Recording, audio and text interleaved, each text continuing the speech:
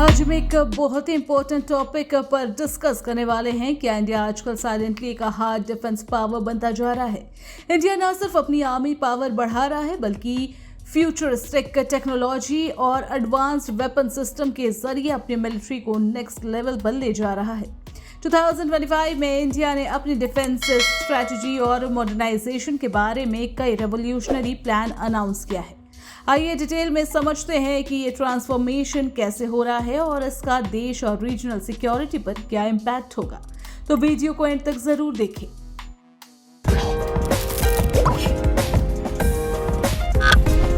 India's 15th year modernisation plan.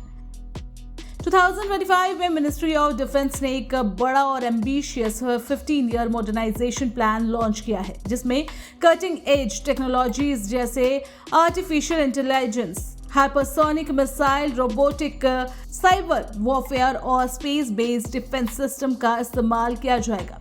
Army के लिए ये प्लान 1800 से ज्यादा नए main battle tanks, 400 light tank, 6 lakh artillery round और अनमैनेड एरिया सिस्टम को प्रोक्योरमेंट को शामिल करता है, जिससे ground war fighting capabilities dramatically improve होगी। इस प्लान का एम सिर्फ मॉडर्नाइजेशन नहीं बल्कि फ्यूचर वॉर के लिए इंडियन आर्म्ड फोर्स को fully tech enable multi domain combat ready बनाना है। Strategic upgrade in navy and air force. Navy की तरफ से प्लान है कि एक और इंडिजियस एयरक्राफ्ट करियर बनाने का, साथ ही 10 एडवांस्ड डिस्ट्रॉयड, कई लैंडिंग प्लेटफॉर्म, डॉक्स और फ्यूचरिस्टिक हेलीकॉप्टर्स को इंडक्ट करने का। न्यूक्लियर प्रोपल्शन जैसे टेक्नोलॉजीज ने नेवी अपने नेवल पावर को इंडिया ओशन रीजन के बियॉन्ड एक्सपेंड करना चाहती है, जो जियोपॉलिटिकल इंपॉर्टेंस रखता है।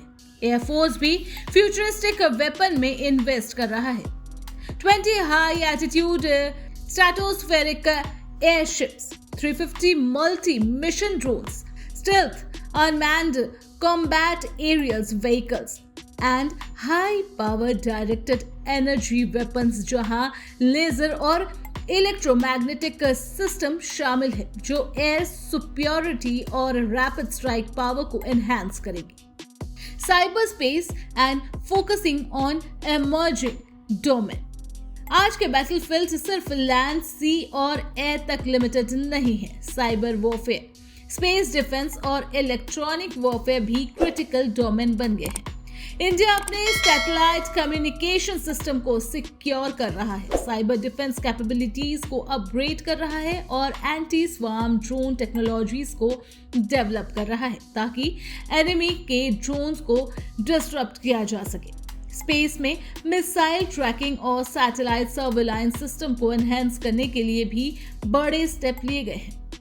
ये सब एडवांसमेंट इंडिया को मल्टी डोमेन वॉरफेयर में सुपीरियर बनाएंगे। डिफेंस रिफॉर्म और आत्मनिर्भर भारत इनिशिएटिव।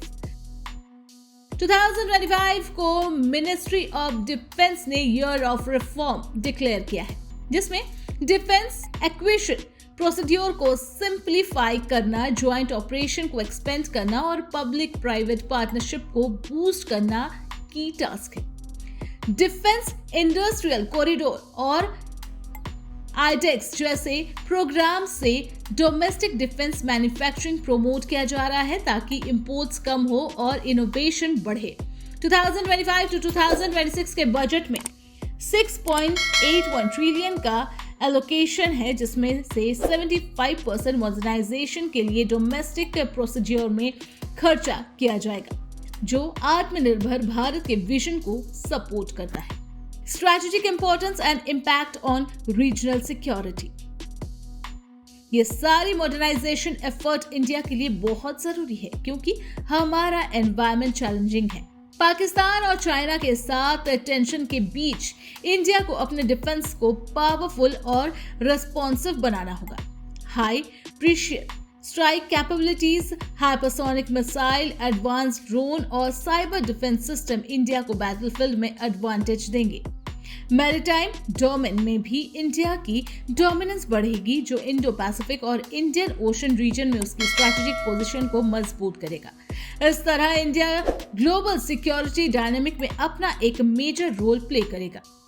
तो इंडिया की ये साइलेंट लेकिन सिग्निफिकेंट डिफेंस ट्रांसफॉर्मेशन एकदम रेवोल्यूशन है, जिसमें टेक्नोलॉजी, रिसर्च और रिफॉर्म का परफेक्ट कॉम्बिनेशन है। यह सिर्फ मिलिट्री को अपग्रेड करने का प्लान नहीं, बल्कि भारत को एक ग्लोबल हार्ड डिफेंस पावर बनाने की स्ट्रैटेजी है।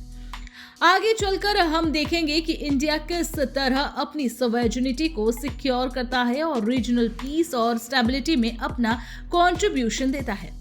बाकी आपको क्या लगता है, हमें कमेंट में जरूर बताएं। और हाँ, वीडियो इन्फॉर्मेटिव लगी हो तो लाइक, शेयर, सब्सक्राइब करना न भूलें। Thanks for watching.